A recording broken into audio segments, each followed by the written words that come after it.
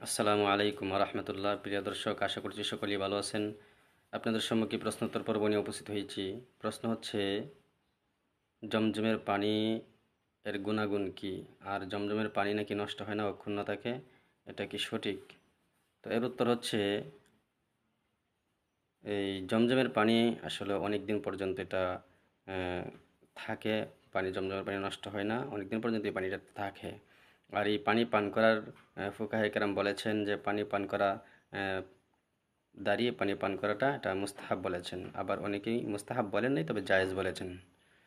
আর সেই পানি অনেক বরকতময় পানি। যে কোনো একটা কল্যাণধর্মী পানি নিয়তের জন্যই, ভালো কাজে নিয়তের জন্য পানি পান করাটা এটা ভালো। তো হাদিসের কিতাব মুসনাদে আহমদ, হাদিস নম্বর 14,851।